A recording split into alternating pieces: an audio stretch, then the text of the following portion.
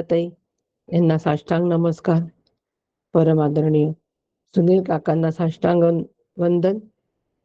त्याचप्रमाणे आदरणीय नीलाताई ज्या आपल्यासाठी इतक्या झटतात पठणासाठी, त्यांनाही साष्टांग नमस्कार करते. आदरणीय वासंतीताई भोपटकर पुणे यांनी आज अत्यंत सुंदर अशा आवाजामध्ये एका शांत लयीमध्ये गीता पठण केलेलं आहे आणि आम्हाला शांत सरोवरामध्ये नेऊन सोडलेलं आहे. आणि शांत सरोवरामध्ये जेव्हा आपण जातो त्यावेळेला मग आपण कर्मसन्यासी निश्चितपणे होतो आणि तिथपर्यंत घेऊन जाण्याचं काम आज आम्हाला वासंतीताई भोपटकर यांनी आमचा हात धरून तिथपर्यंत नेऊन सोडलेला आहे. आता कर्मसन्यासी नेमका काय आहे हे आता आपण पुढे बघणार आहोत, म्हणून त्यांनाही मी साष्टांग नमस्कार करते. श्रोते, आपण तर जगदीशांची मूर्ती आहात, माझे प्रेरणास्थान आहात, म्हणून आपणालाही साष्टांग नमस्कार. श्रोते, आपण जगदीश मूर्ती, श्रवणे बैसावे एकांती, स्थिर होईल माझी मती, आपणा कृपा प्रसादे. पुनश्च एकदा आपणाला वंदन आणि आजच्या चिंतनाला सुरुवात. चिंतनाचा विषय आज गीता स्वाध्याय मंच कार्यरत आणि त्या अंतर्गत गीता, आणि त्यामध्ये आपला 5वा अध्याय सुरू आहे, कर्मसन्यास. 5व्या अध्यायाचं नाव. आणि हा कर्मसन्यास बघत असताना आपण कर्मसन्यासाची लक्षणं बघितली. 3, 4, 5 3 अध्याय हे आपले कर्मासंदर्भामध्ये आपण नीट पाहून अभ्यास केलेले आहेत. कर्मयोग म्हणजे काय, ज्ञान कर्म संन्यास योग म्हणजे काय, आणि कर्मसन्यास म्हणजे काय, आणि ह्या तिन्हीचाही अभ्यास झाल्यानंतर आम्ही कर्मयोगी या संज्ञेला प्राप्त होतो. आणि कर्मयोग या संज्ञेला प्राप्त झाल्यानंतर या पदाला आम्ही ज्यावेळेला प्राप्त होतो तेव्हा त्यांची लक्षणं काय आहे हे पण आपण बघितलं. 21व्या श्लोकापर्यंत आपण बघितलंय. 22वा श्लोक कर्मयोगाची लक्षणं जी आहे ते सांगतात आहे, आणि 23व्या श्लोकापासून हाच तो कर्मयोगी, ह्यालाच कर्मयोगी असं म्हणतात, हे आमच्या आता अंतःकरणावर बिंबवणं सुरू आहे. हाच तो कर्मयोगी. हा म्हणजे सगळी लक्षणं सांगून झाली, सगळे वैशिष्ट्य सांगून झाले, आणि सगळे वैशिष्ट्य सांगितल्यानंतर आता ह्याला निर्णयात्मक भाषा सुरू झाली. फरक लक्षात घ्या. 22व्या श्लोकापर्यंत लक्षण आहे, 23व्या पण तर श्लोक लक्षणच सांगतोय, 24वा पण तर लक्षणच सांगतोय. आता भगवंत समारोपाकडे येतात आहे, अध्यायाच्या समारोपाकडे येऊन आलेत, आणि अध्यायाच्या समारोपाकडे ज्यावेळेला येऊन आलेत तेव्हा ते आता सांगून आलेत की हाच तो कर्मयोगी. निर्णयात्मक आता भूमिका भगवंतांनी घ्यायला सुरुवात केलेली आहे. मग आम्ही सुद्धा ह्या निर्णयाप्रत यायलाच पाहिजे की नाही. कर्मयोगी नेमकं कशाला म्हणतात, कर्मसन्यास योगी कशाला म्हणतात, ह्या निर्णयाकडे आपण सुद्धा यायला पाहिजे की नाही. निर्णयात्मक भूमिका आता माझी असावी.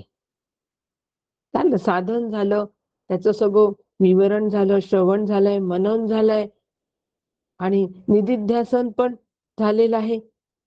निधिध्यासन झालंच की नाही. कर्मयोगाची लक्षणं आपण 22 पर्यंत बघितली, म्हणजे निधिध्यासन झालंच की नाही.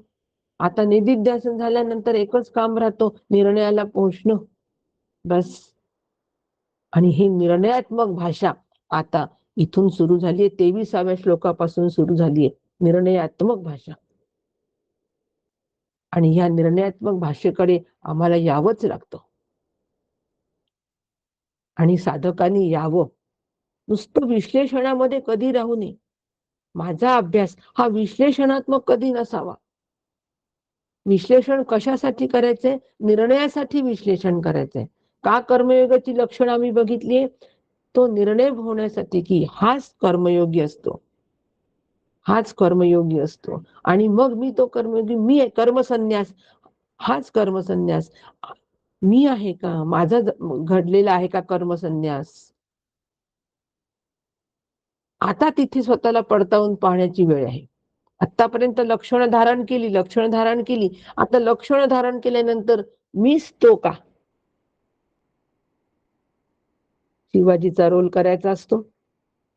शिवाजीचा रोल करताना सगळी शिवाजीची जो काही साज असतो तो सगळं आम्ही अंगावर चढवत असतो. एक साज चढवत असतो. महाराज कशी टोपी घालायचे? जिरे टोप घालायचे, मग तो जिरे टोप. त्यांची दाढी कशी होती? त्यांचा अंगरखा कसा होता? त्यांची तलवार कशी होती? सगळे आम्ही साज शिवाजीचा अंगावर चढवतो आणि अंगावर चढवल्यानंतर मग स्वतःला म्हणतो मी शिवाजी, म्हणतो की नाही? तसं लक्षण ही साजासारखी असतात हो. ती आम्हाला अंगीभूत करायची असतात.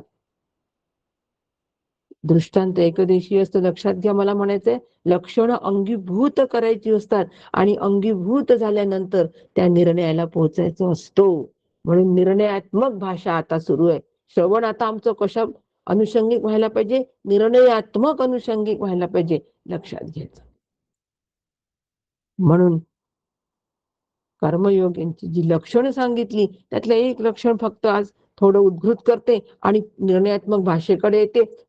म्हणजे मग थोडं लिंकअप होईल मागचं आणि आताची निर्णयात्मक भाषा, याचा समन्वय साधला जाईल. एकदम ट्रॅक बदलली की आपल्याला थोडासा त्रास होतो, खडखडाट होतो.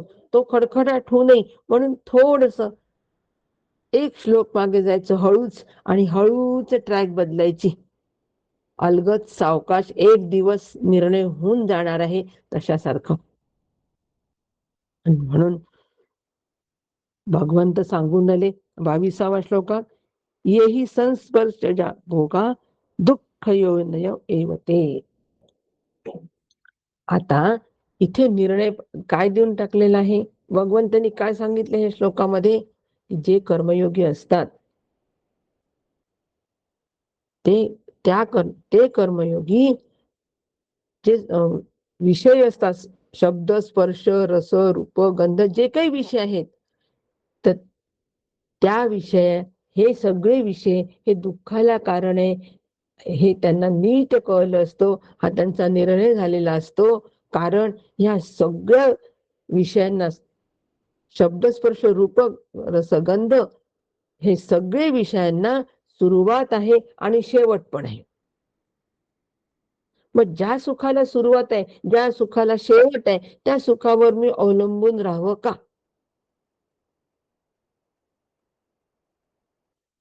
कर्मयोगी याच्यावर बिलकुल अवलंबून राहत नाही. बसायला फोमची गादी मिळाली नाही तर ते नाराज होत नाही. बसायला जर कडक खुर्ची मिळाली तरी ते नाराज होत नाही. फोमची गादी मिळाली तर सुखवत नाही. कडक खुर्ची मिळाली तरी त्यांना त्याचं दुःख होत नाही. कारण त्यांना माहितीये की हे स्पर्शाचं सुख आहे, याचं सुरुवात आहे, शेवट आहे. ज्यांना सुरुवात आहे, शेवट आहे, ते सुख हे अनित्य असतं. ते कालांतराने नष्ट होणारं असतं. हे त्यांना नीट हा त्यांचा अनुभव असतो आणि अभ्यास असतो. म्हणून त्यात ते रमत नाही, त्याच्यामध्ये ते त्याच्यावर ते विसंबून राहत नाही. आणि म्हणून ते त्या याच्यामध्ये न तेषु रमते बुधा, म्हणजे त्यात ते रमत नाही. कशामध्ये? विषय सुखामध्ये ते रमत नाही.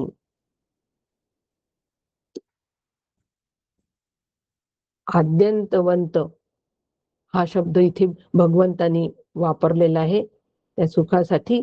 म्हणजे आदी आणि अंतयुक्त, सुरुवात आणि शेवट असल्यामुळे ते सुख जे आहे, विषयांपासून मिळणारं सुख मर्यादित आहे, अल्प आहे.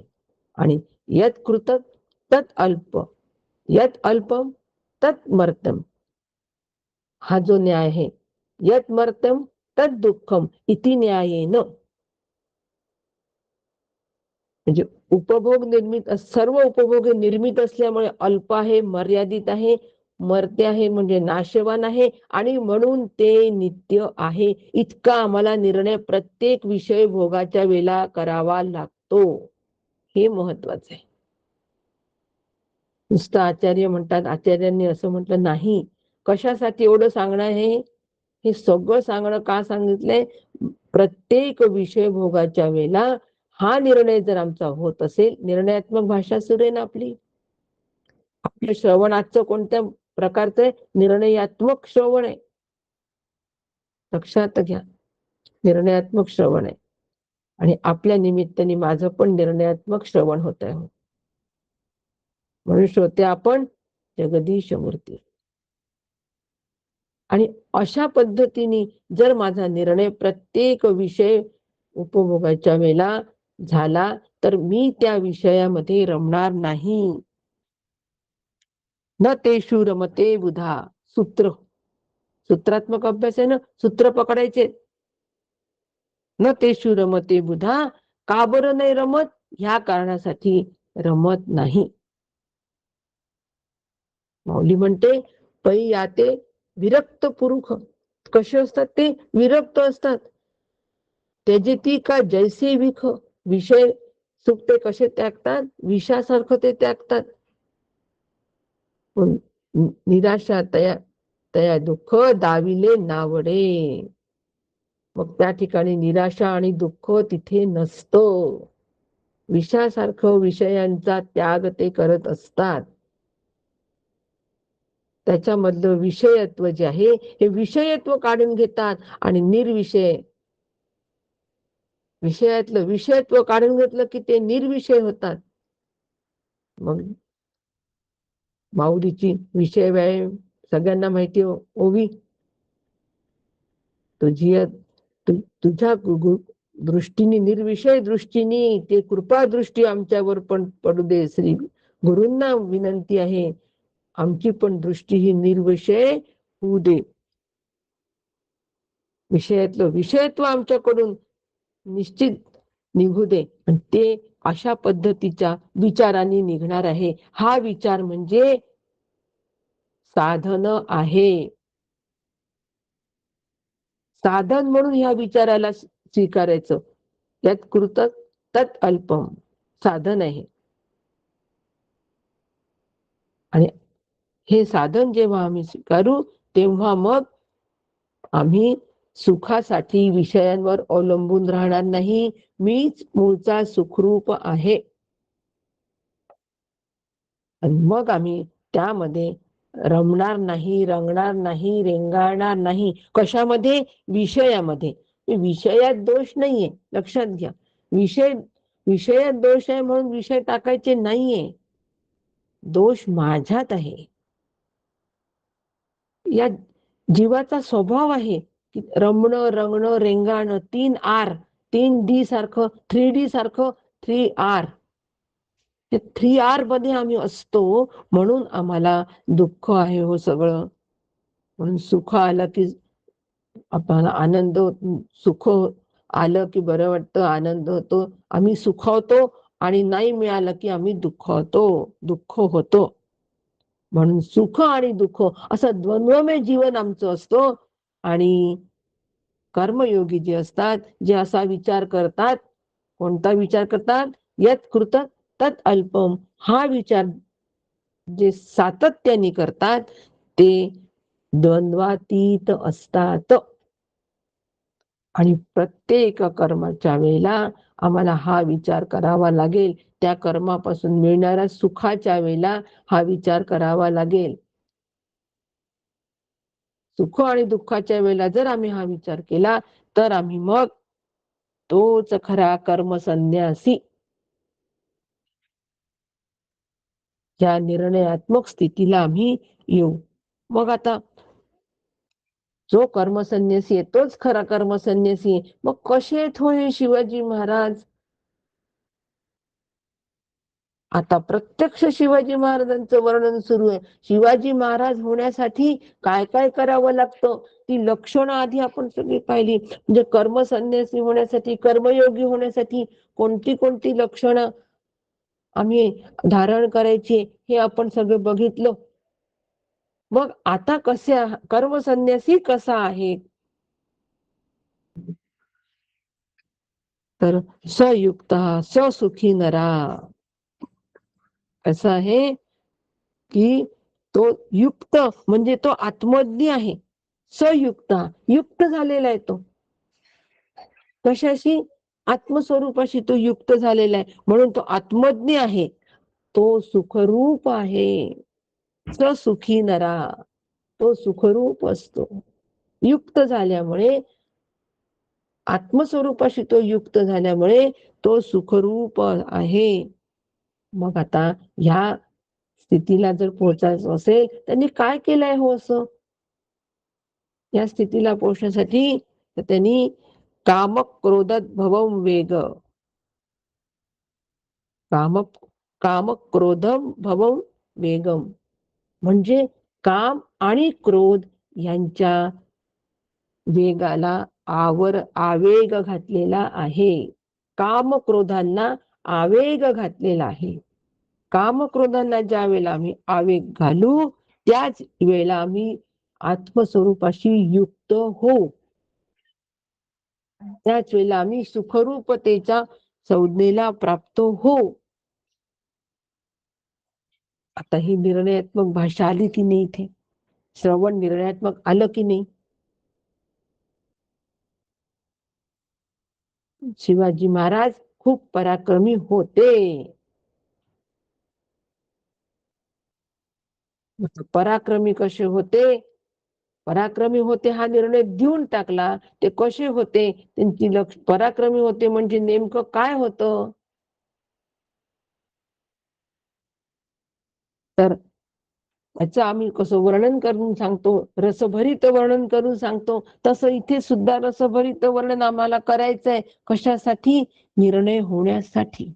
लक्षात घ्या, मनोरंजनासाठी नाही. दृष्टांत एकदेशीय शिवाजी महाराजांची गोष्टीने आपलं मनोरंजन होईल, परंतु ही ज्यावेळेला आम्ही हे रसभरित वर्णन ऐकू, काम क्रोधाला आवेग घालायचा म्हणजे नेमकं काय करायचं? शब्द काम, स्पर्श काम, रूप काम अंग हे निर्माण झाले की कसे आमच्या अंगावर रोमांच, काका म्हणतात रोमांच येतात, अंग पुलकित होतं, चेहरा प्रफुल्लित होता. हे सगळे आवेगाचे प्रकार आहे. आवेग आला, एखादी इच्छा अंतःकरणात निर्माण झाली की ती पूर्ण करण्यासाठी आपण कितीही एक्साइट होतो, आता कळणार. हे सगळं काकांनी अंग पुलकित होतं, रोमांच होतात, अस्वस्थता निर्माण होते, चेहरा प्रफुल्लित होतो. हे शब्द योजना काकांनी का वापरली? एकाच याच्यामध्ये आम्हाला ते कळतं. आम्ही फार एक्साइट होतो. एकदा कार घ्यायची ठरलं की तो कार घेण्यासाठी किती आम्ही एक्साइट होतो. कोणती घ्यायची, कशी घ्यायची, कोणती चांगली, मग सुचत नाही.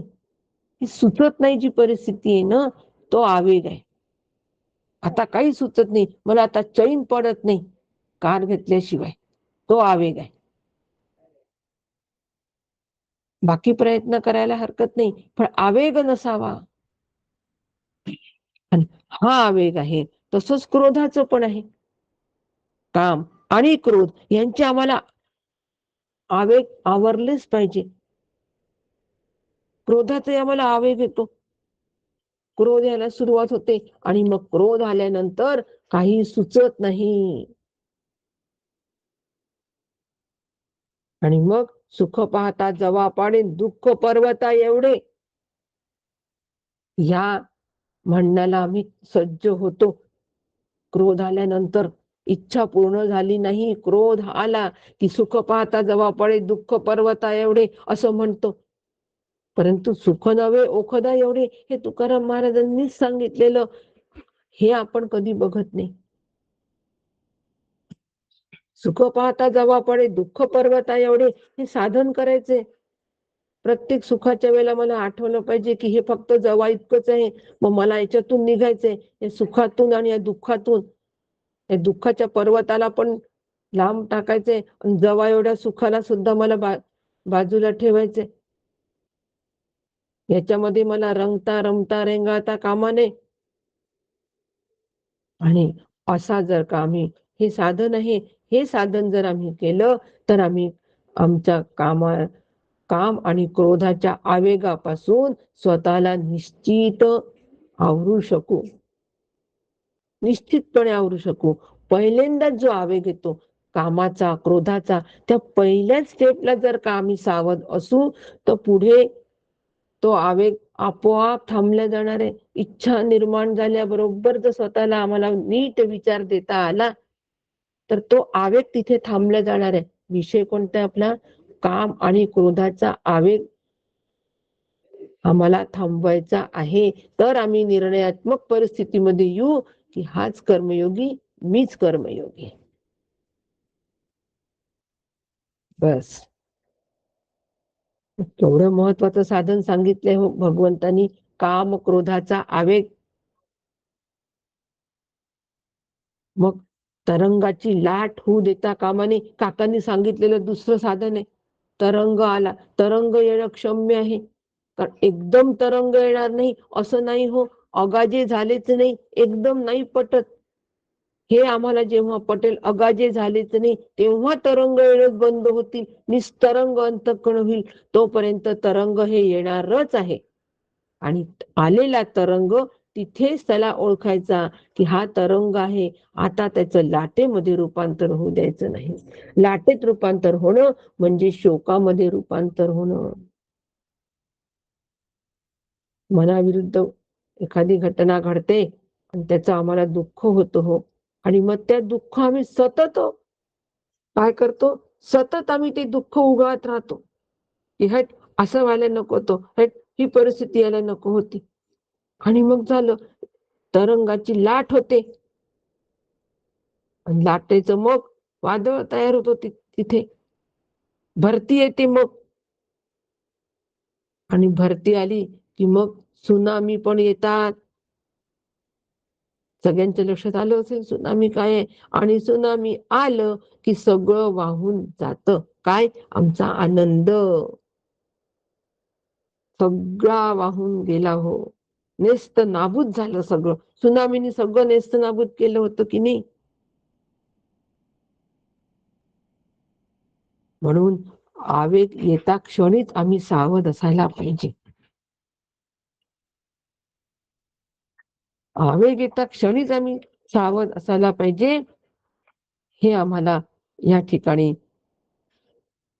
भगवंत सांगतात आहे. म्हणून काम आणि क्रोध याचा मग आता काम म्हणजे काय? थोडस आपण बघू आचार्य आम्हाला काय सांगतात आहे. ह्या श्लोकाच्या माध्यमातून आचार्य आम्हाला नेमकं काय सांगतात आहे कामाचं. सगळं काम म्हणजे इच्छा आपण म्हणतो. इच्छा म्हणजे सगळ्या प्रकारच्या इच्छा, शब्द, स्पर्श, रूप, रस या सगळ्या इच्छा होतात. पण नेमकी कामाची शास्त्रीय व्याख्या काय आहे ती जर आपल्याला कळली तर आम्ही काम याच्यापासून निश्चित दूर राहू शकू. आचार्य सांगतात स्मृते श्रुते, नीट आहे का? स्मृते श्रुते दृष्टे प्राप्तेच भोग्य पदार्थ या भोगेच्छा सत्वरा सकाम. त्याचा अर्थ असा होतो की विषयाच्या स्मरणाने स्मृते, विषयाच्या स्मरणाने प्रिय त्यांच्या श्रवणाने, विषयाच्या श्रवणाने, स्मरणाने, श्रवणाने, श्रुते दृष्टे दर्शनाने, त्यानंतर प्राप्त झाल्यानंतर प्राप्तेच, प्राप्त झाल्यानंतर त्यानंतर भोग्य पदार्थ, तो पदार्थ आता त्याचा आम्हाला उपभोग घ्यायचा आहे. आणि भोगेच्छा, भोगण्याची इच्छा निर्माण होते. त्यावेळेला मन अत्यंत अधीर होतं, व्याकुळ होतं. आणि या उपभोगण्याच्या वृत्तीलाच काम असं म्हणतात. किती सुंदर व्याख्या आचार्यांनी केली.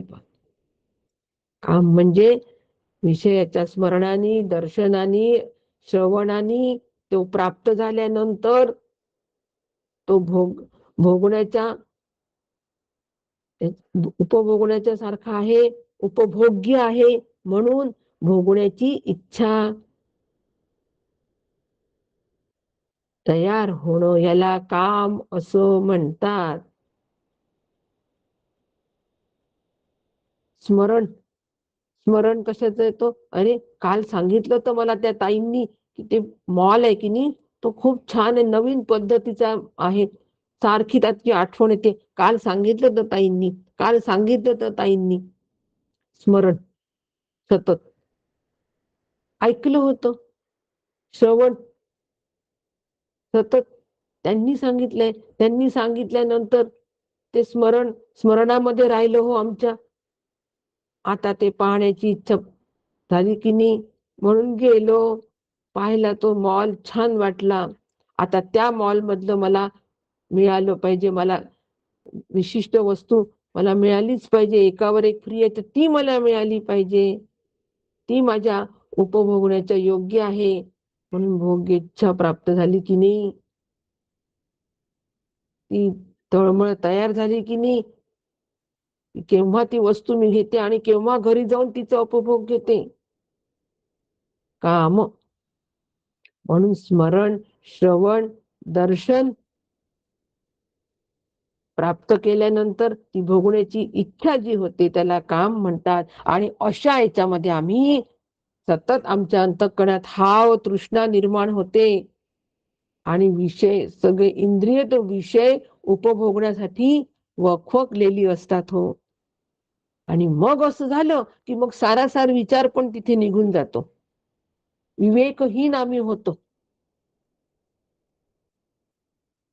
म्हणून हा जो काम आहे याचा आवेग आम्ही वेळीच आवरावा. ऐकल्यानंतर स्मरणामध्ये ठेवू नये. स्मरणात ठेवतो म्हणून सगळं पुढचं होतं. ऐकावं. ऐकण्यासाठी आता आम्ही बिलकुल ऐकणार नाही तुमचं विषयाबद्दलचं असं म्हणू नये. अनेक विषय कानावर पडतात ते सगळे ऐकावे पण स्मरणात ठेवायची आवश्यकता नाही. आणि पुढची जंत्री मग आपोआपच टळते. आवेग आवरला, इथेच आवेग आवरला. श्रवण झाल्याबरोबर आवेग आवरला. स्मरण न ठेवणं हा आवेग आवरण्याची पहिली स्टेप आहे. बस अनेक लोक अनेक गोष्टी सांगत असतात. आपल्याला जेवढी गरज आहे तेवढेच आपण स्मरणात ठेवायचं. ती गरज आपली पूर्ण करायची, मोकळं व्हायचं त्या विषयापासून. आवेग आवरणं ह्या आवेग आवरण्याच्या युक्ती आहे, साधन आहे. हे आम्ही करायचं कारण आमचा सारासार विचार नष्ट होणार आहे. त्यानंतर विवेक विहीन आम्ही होणार आहोत. आणि ते विवेकहीन होणं दुःखाला आमंत्रण. म्हणून त्या काम आवेगाचे परिणाम जे आहेत ह्या आम्ही काम आवेगाच्या परिणामांपासून स्वतःला दूर ठेवावं. एका नदीच्या प्रवाहामध्ये जर आपण अडकलो तर तो प्रवाह मनुष्याला किती लांब घेऊन जाते. खूप लांब घेऊन जातो तो प्रवाह. लक्षात येतो का आपल्या की हा प्रवाह मला खूप लांब घेऊन चाललाय. गटांगळ्या खातो आपण आणि गटांगळ्या खाल्ल्यानंतर दिशाहीन जीवन आम्ही जगत असतो. लक्षात घ्यायचं, कामाचा आवेग जर आम्ही आवरला नाही तर दिशाहीन जीवन जगू. म्हणून कामाचा आवेग आवरावा, क्रोधाचाही आवेग आवरावा. मग क्रोध म्हणजे काय हो?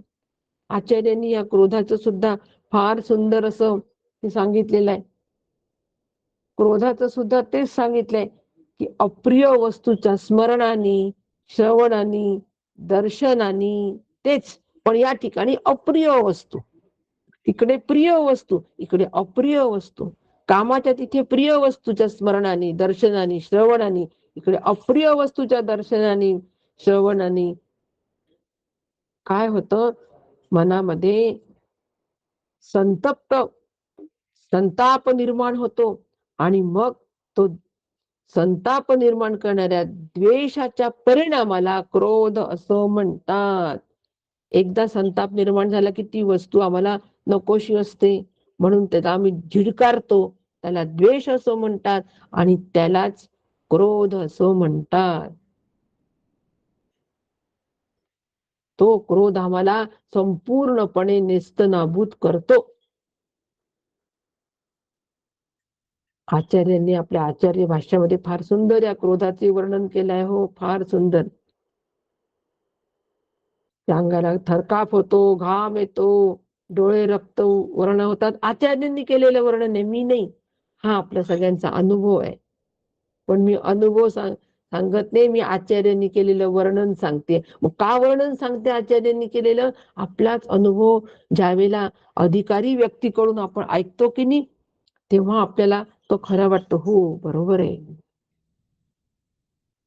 अधिकारी व्यक्तींकडून तो ज्यावेळेला त्यांनी शब्दबद्ध केलेला असतो, आमचा अनुभव तो त्यांचा नसतो, तो आमचा असतो. तो त्यांनी शब्दबद्ध केलेला असतो. तर आपल्या याला आपण हा आवेग आवरला पाहिजे, या निर्णयाला बळकटी येते. म्हणून आचार्य भाष्यामधलं मी सांगते, की या क्रोधाचं वर्णन आचार्यांनी कसं केलेलं आहे. निर्णयाला बळकटी येण्यासाठी कोणत्या निर्णयाला?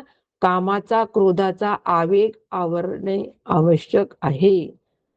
हा आवरला पाहिजे या निर्णयाला. आणि तो सुद्धा देह पडण्यापूर्वी, मृत्यूपूर्वी, तरुण वयामध्ये. म्हणून आचार्यांनी यौवन काले एवम हा शब्द आपल्या भाष्यामध्ये वापरलेला आहे.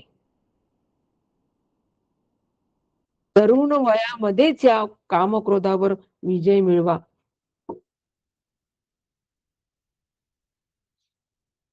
हे आचार्यांचं आम्हाला कळकळून सांगणं आहे हो. आणि म्हणून प्रिय आणि अप्रिय ह्या पासून आम्ही, ह्या सगळ्या मनाच्या वृत्ती आहेत. प्रिय अप्रिय मनाच्या वृत्ती आहे. ह्या मनाच्या वृत्तीपासून आम्ही निश्चित या वृत्तीला दूर ठेवावं. काहीच प्रिय नाही, काहीच अप्रिय नाही. अशा पद्धतीने जर आम्ही विचार केला तर हा आवेग आवरल्या जाईल. विचारांचा बाण घालावा लागेल की नाही.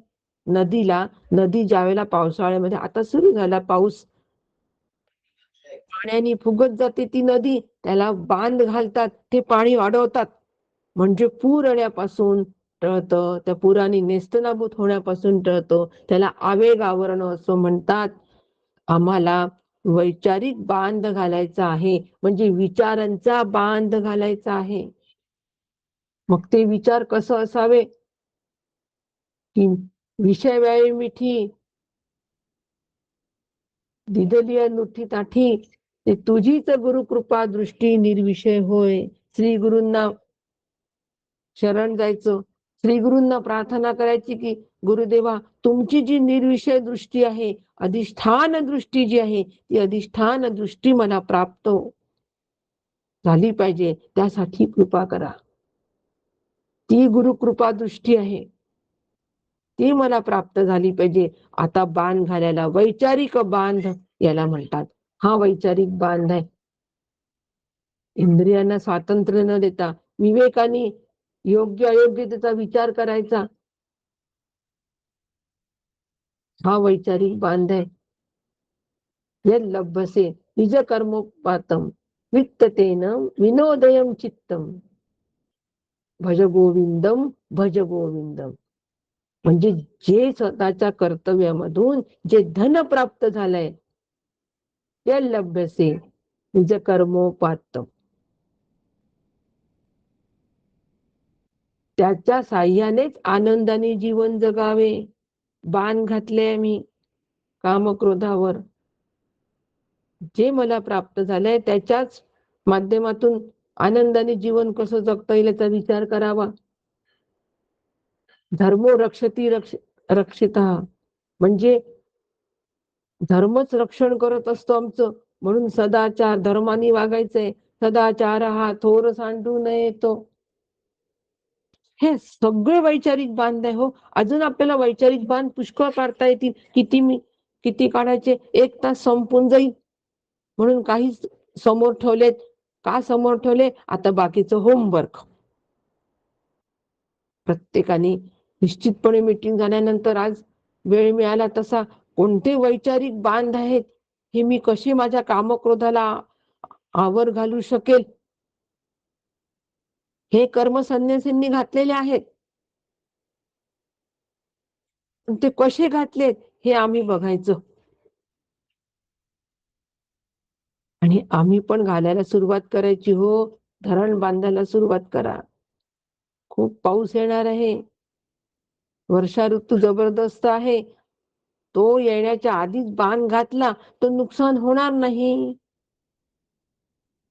अजिबात नुकसान होणार नाही. म्हणून वैचारिक बांध घालणं फार गरजेचं आहे. आणि वैचारिक बांध घालणं हे साधना आहे.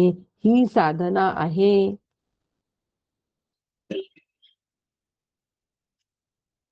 म्हणून आम्ही आमच्या नाशापासून आम्ही स्वतःला दूर ठेवायचं. आचार्य तिथे अभिप्राय देतात या श्लोकाबद्दल, तेव्हा फार सुंदर दृष्टांत देतात आचार्य, की सुमेरू पर्वताचे शिखर जर प्राप्त झाले आम्हाला, आणि त्या शिखरावर जर आम्ही विराजमान होण्याच्या ऐवजी स्वतःला लोटून दिलं तर काय होईल? सगळ्यांना आत्ता घडलेली घटना माहित आहे. वेगळं त्याचं सांगावं लागत नाही. कशासाठी गेले? आनंद घेण्यासाठी गेले हो. शिखरावर आनंद घेण्यासाठी गेले, की मोकळी हवा, ते मोकळं आकाश, व्यापक अंतःकरण झालं की आनंद तिथे असतोच. म्हणून आनंद घेण्यासाठी गेले आणि कडेलोट केला. आवेग आवरता आलेला नाही. स्पष्ट उदाहरण आहे. वेगळं सांगावं लागत नाही. सगळ्यांना एवढ्यानी कळलं असेल. बस. आनंद घेण्यासाठी शिखरावर जायचं आणि स्वतःला खाली लोटून जायचं. हा जसा नाश आहे तसाच नाश या कामक्रोधाला आवेग नाही घातला तर आमचा होऊ शकतो. म्हणून त्याबद्दल आम्ही नेहमी सावध राहावं. आणि नेहमी सावध असतात कोण? कर्मयोगी, कर्मसन्यास योगी. म्हणून ही जी हळूहळू सावकाश ही प्रगती होत असते. हे बाण घालायला वेळ लागतो. तो हळूहळू वैचारिक बाण घालावा लागतो. बरेच जण आता मांडूक ऐकतात आहे आणि म्हणतात की बापरे, एवढी उंची, एवढी उंची गाठणं फार कठीण आहे, पचनी पडणं फार कठीण आहे. बरोबर आहे हो. जर आम्ही डायरेक्ट चणे खाल्ले तर पचनी पडायला वेळच लागणार आहे ना. भिजवून खाल्ले, शिजवून खाल्ले तर पटकन मऊ आणखीन बारीक केले पटकन पचणार आहे. पण ते पचवायला ताकद जास्ती लागते की नाही? कडक चणे डायरेक्ट खाल्ले तर ताकद जास्ती लागते ना. अशी वैचारिक ताकद आम्हाला खूप लावावी लागणार आहे. तेव्हा अगाजे झालेच नाही हे आम्हाला पटणार आहे. म्हणून अनेक फोन काकांना येतात, काका पचनी पडायला फार कठीण चाललंय, पचन शक्ती कमी आहे, क्षीण आहे, नेहमी मऊ मऊ खाण्याची सवय झालेली आहे, त्याच्यामुळे ती पचन शक्तीचा विकासच झालेला नाही. ती वाढवा. म्हणजे जरा व्यायाम करा, कसरती करा. इकडे पण बौद्धिक कसरती आम्हाला कराव्याच लागतील. हे सगळं जर पचनी पडायचं असेल, हे सगळं अंगवळणी पडायचं असेल तर बौद्धिक कसरती कराव्या लागतील. म्हणजे काय हो? शास्त्राशी झगडायचं का नाही? सातत्याचं श्रवण करावं लागेल, सातत्याचं मनन करावं लागेल, सातत्याचं निधिध्यासन करावं लागेल. ह्या बौद्धिक कसरती आहेत. नाही तर शास्त्रार्थ काढायचे, बारकावे शोधायचे, ते कसं याच्या मागे लागायचं नाही. सातत्याचं श्रवण, मनन, निधिध्यासन आणि मग निर्णय प्रत आता पचनी पडलं. म्हणून ह्या काम आणि क्रोधांना मला आवेग हा आवरावा लागेल. शरीर संपण्याच्या आत ते कर्मसन्यास योग आहे. ते योगी आहेत. आता कळलं. निर्णय घ्यायला हे फार कामी आलं हो तत्वज्ञान. म्हणून भगवंत आता समारोपाकडे चालताना निर्णयात्मक आमच्याशी बोलतात आहे. निर्णयात्मक बोलणं सुरू आहे. सांगा, मुलगी पसंत आहे का? निर्णय द्यायचा आहे. निर्णय द्यायच्या वेळेला त्या मुलीमधले चांगली लक्षणं सगळी आपण त्याचा परत चर्चा करतो. ती दिसायला चांगली आहे, काही हरकत नाही. तिची एकंदर बॉडी लँग्वेज सोज्वळता, सात्विकता प्रदर्शित करत होती. तिचं बोलणं मर्यादेत होतं. त्यावेळेला मर्यादेत बोलणं आहे. सोज्वळता, सात्विकता, प्रेमळ तिच्या बोलण्यातून दिसत होतं.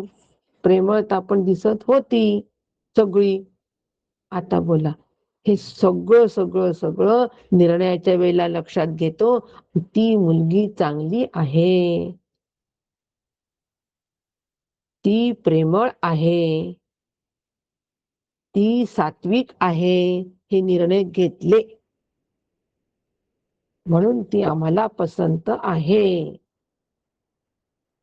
निर्णयात्मक भाषेच्या वेळेला इतका विचार करावा लागतो. 5वा अध्याय आम्हाला एवढ्या विचाराला लावलाय 5व्या अध्यायाने, हे लक्षात घ्यायचंय. याला अभ्यास असं म्हणतात. शब्दाला शब्द कळला, शब्दाचा अर्थ कळला, त्याचं स्पष्टीकरण कळलं नाही, ते स्पष्टीकरण निर्णयाकडे कसं घेऊन चाललंय मला, ही शोधक वृत्ती आमची तिथे पाहिजे, मग जमतं. आणि असं ज्या वेळेला होईल तेव्हा मग ब्रह्मभूतोधिगच्छती, अशा पद्धतीने ज्यावेळेला आमचा अभ्यास होईल त्यावेळेला काय होणार आहे की ब्रह्मभूतोधिगच्छती म्हणजे ब्रह्मस्वरूपाची अधिगच्छती प्राप्त करतो. ब्रह्मस्वरूपाला आम्ही प्राप्त होऊ, प्राप्त करतो म्हणण्यापेक्षा आम्ही प्राप्त होऊ, म्हणजे स्वतःच्याच अंतरंगामध्ये सुख प्राप्त करतो. कोण? असे हे सगळे लक्षण धारण केलेले कर्मयोगी, कर्मसन्यासी स्वतःच्याच अंतरंगामध्ये सुख प्राप्त त्यांचं झालेलं असतं. आणि आपल्या अंतरंगामध्ये जे सुख प्राप्त होतं ते कसं आहे? ज्योतिरेवय, म्हणजे कसं आहे? प्रकाशमान आहे, अंतर्ज्योती, ते प्रकाशमान आहे. ते जे सुखरूप तत्व आहे ते प्रकाशमान आहे. हाच तो सगळा प्रकाश आहे. आणि मग तोच सगळा प्रकाश असल्यामुळे त्या सुखरूप तत्वामध्ये ते योगी रममाण होतात. पण आधी ते आपल्या अंतरंगात सुख प्राप्त करतात, म्हणजे मीच मूळचा सुखरूप आहे, ह्याला अंतरंगात सुख प्राप्त करणं असं म्हणतात. सुख सतत अंतरात्म्याशी जोडलेलं आहे, बाह्य विषयाशी सुख नाही. बाह्य विषय सुखापासून ते स्वतःला हळूहळू हळू तोडतात आणि आत्मसुखाशी जोडतात आणि सुखरूप होऊन राहतात. ह्याला अंतरंगामध्ये सुख प्राप्त करणे असं म्हणतात. हे साधन आपल्याकडून होत आहे का? असा विचार आम्ही करतो का? हे सगळ्यात महत्वाचं. तो श्लोकाचा अभ्यास करण्याच्या अंतर्गत हे मी मला स्वतःला लावून घ्यायचं. ह्या सूत्रामध्ये बसण्याचा प्रयत्न करायचा. विषयांच्या बाह्य विषय सुखापासून आम्ही हळूहळू दूर होतोय का आणि आत्मसुखाच्या जवळ जात आहे का? ह्या विषयातून मिळणारं सुख हे मी मूळचा सुखरूप आहे म्हणून मला मिळतो आहे, असा विचार जो प्रत्येक विषय सुखाच्या वेळेला करत असू तर आम्ही आत्मसुखाशी हळू जोडतो आहे आणि विषय सुखापासून स्वतःला हळूहळू दूर करतो आहे. हे काही ठोकताळे, पण प्रत्येक विषय सुखाच्या वेळेला हा विचार, मिळणार सुख हे मी मूळचा सुखरूप आहे म्हणून मला मिळत आहे, विषयात सुख नाही, विषय जनित हे सौख्य होणार नाही. पक्का निर्णय. आणि तो निर्णय का घ्यायचा? कारण विषयातलं सुख निर्माण होतं, टिकतं आणि लयाला जातं, म्हणून ते टिकाऊ स्वरूपाचं सुख नाही. पहा कसा समन्वय आधीच्या श्लोकाचा नंतरच्या हळूहळू श्लोकांचा. तो समन्वय आम्हाला जोडता आला पाहिजे. याला अभ्यास असं म्हणतात हो. याला अभ्यास असं म्हणतात. याला रमणे असं म्हणतात. अभ्यासात रमणे, रमणीय असा अभ्यास आहे. एक कडी दुसऱ्या कडीत गुंफायची, दुसरी कडी तिसऱ्या कडीत गुंफायची आणि त्यात रमायचं. रमायला हेच साधन आहे. नुसतं मी आत्मा आहे, मी आत्मा आहे. जग झालंच नाही, जग झालंच नाही, एवढ्यामध्ये आम्ही रमणार नाही, एवढ्या वाक्यांमध्ये रमणार नाही. एक कडी दुसऱ्या कडी, दुसऱ्या कडी तिसरी कडी, अशा अडकवत अडकत जेव्हा जाऊ, असे समन्वय लावत लावत जेव्हा जाऊ तत्वज्ञानाचे, तेव्हा ते रममाण होणारे अंतःकरण.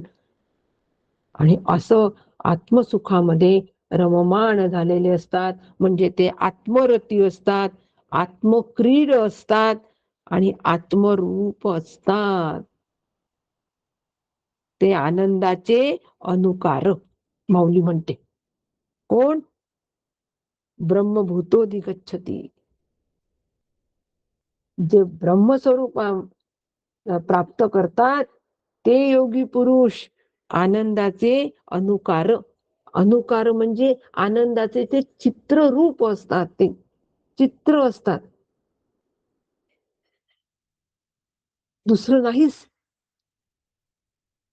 त्या एका चित्रामध्ये जर पाऊस दाखवायचा असेल तर सगळीकडे त्या चित्रात पाऊसच असतो की नाही. ढग, काळे ढग काढतात, त्याच्यात रंगीबेरंगी ढग नाही काढत, कारण त्यात दाखवायचं असतं तर काळे ढग पावसाचे. मग थेंब आलेले दाखवतात, पाऊस आलेला दाखवतो. नदी दुथडी भरून दाखवतात, पाऊसच. नदी वाहताना दाखवतात, त्याच्यात ती पावसाचंच दिसतच, पाऊस खूप आला म्हणून दुथडी भरून लोक ओले झालेले दाखवतात, घरांवरून पाणी पडताना दाखवतात. पशु पक्षी दाखवले तरी ते ओले झालेलेच दाखवतात. सगळीकडे पाऊसच दाखवतात की नाही चित्रामध्ये. पावसाशिवाय काही दुसरं त्याच्यातून आम्हाला निर्देशित होतं का? आपण पटकन म्हणतो अरे हा तर पावसाळा दाखवलाय. उन्हाळा सगळीकडे अगदी सुक असलेलंच वातावरण दाखवतात, पानं गळलेली दाखवतात. पर्वत सगळे हिरवे नसतात, ते सगळे असे करड्या तांबड्या रंगाचे असतात, जमीन भेगा पडलेली असते, उन्हाळ्याच चित्र. तसं हे जे कर्मयोगी असतात, कर्मसन्यास योगी असतात, हे आनंदाचे अनुकार असतात, हे सुखाचे अंकुर असतात. की महाबोधे विहार बोले जैसे, म्हणजे त्यांच्या रूपाने ब्रह्मज्ञानच जणू क्रीडा करतं. काय माऊलीचे शब्द आहेत हो. त्याला आत्मरती म्हणतात. ते आत्मक्रीडा आहे, ते आत्मरूप आहे. त्यांनी जाणला असतो की सुखरूप असा जो आत्मा आहे, हे आत्मस्वरूप सर्वांच्या आत आहे.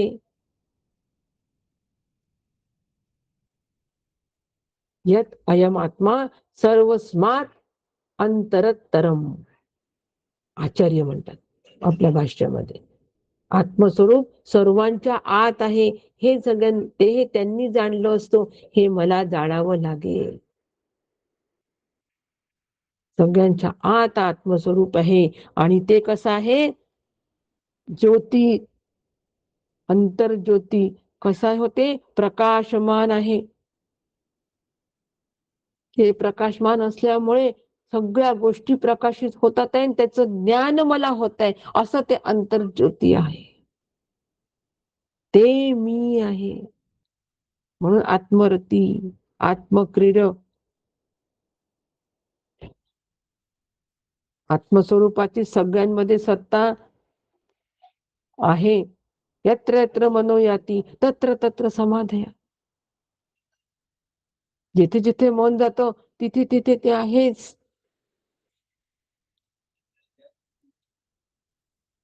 असा कोण असतो? असे ते कर्मसन्यासी असतात. अंतःसुख, आणि म्हणून ते त्या सुखाला प्राप्त झालेले असतात.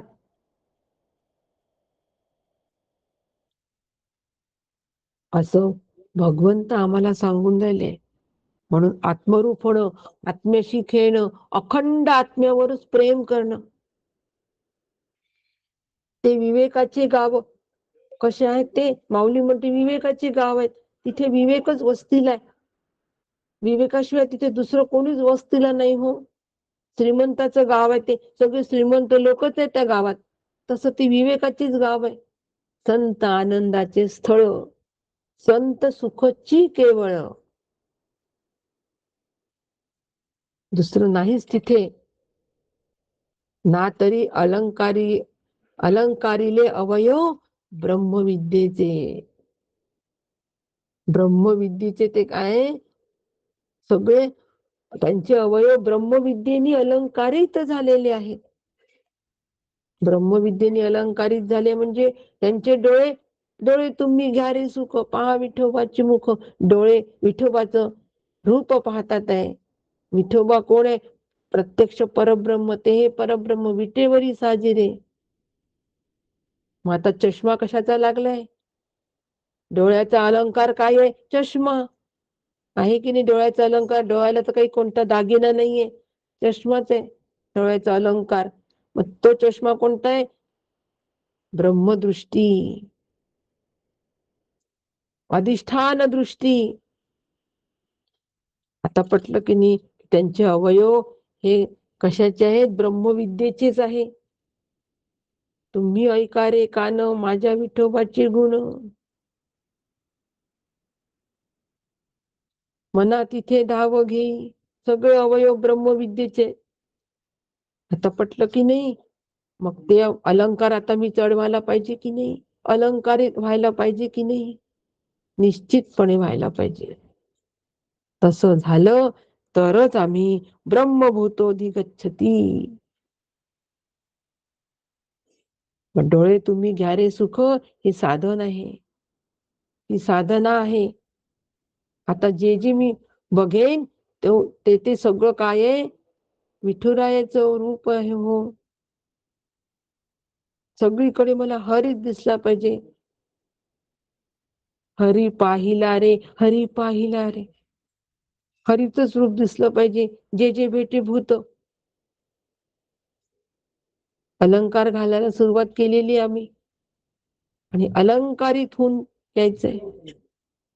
आणि अलंकारित होऊन ज्या वेळेला येते स्त्री येते त्यावेळेला ती अलंकाराने सुशोभित होते.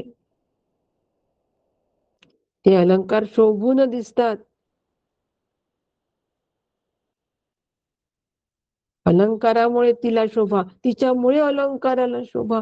अलंकार आणि ती त्यांचं तिथे अद्वैत होतं. होतो की नाही? कोणामुळे कोण चांगला दिसतो सांगू शकतो का? बोलताना बोलतो ना अलंकार तिला छान दिसतात, तिच्यामुळे अलंकार उठले, अलंकारामुळे ती शोभली. तसे हे ब्रह्मविद्येचे अलंकार आम्हाला चढवायचे आहेत आणि अद्वैताला प्राप्त व्हायचंय. हे अद्वैत आहे, हे ब्रह्मभूतोधिगच्छती आहे.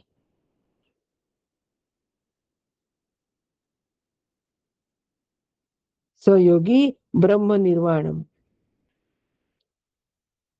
सयोगी ब्रह्मनिर्वाणम. हे आम्हाला साधायचंय हो. ब्रह्मनिर्वाणम म्हणजे ब्रह्मस्वरूपाला. कसं होणार आहे प्राप्त?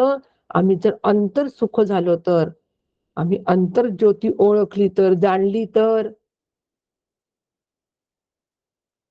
हे जर आम्ही जाणलं, अंतःसुख, अंतराराम, अंतर्ज्योती, हे जर आम्ही जाणलं, यामध्ये अंत हा शब्द वापरलाय आणि अंत म्हणजे आत्ताच सांगितलं, यत अयम आत्मा सर्वस्मात अंतरंतरम. ह्याच्यासाठी अंत हा शब्द वापरलाय या ठिकाणी. अंतःसुख, अंतराराम, अंतज्योती, हे जर आम्ही जाणलं तर आम्ही ब्रह्मभूतोधिगच्छती. कर्मयोगी, कर्मसन्यास योगी हा आहे. असा आहे. बस. निर्णयात्मक श्रवण. अजून श्लोक आहेत. अजून 2 आपले वर्ग होतील आणि हा अध्याय संपेल. पण निर्णयात्मक श्रवण व्हायला पाहिजे आता. आमच्या श्रवणाचा जो प्रकार आहे, श्रवणाचा निर्णयात्मक व्हायला पाहिजे. असा सगळ्यांचा निर्णय आपला हो, अशी श्री गुरुचरणी प्रार्थना करते आणि आजच्या चिंतनाला विराम देते. राम कृष्ण हरी.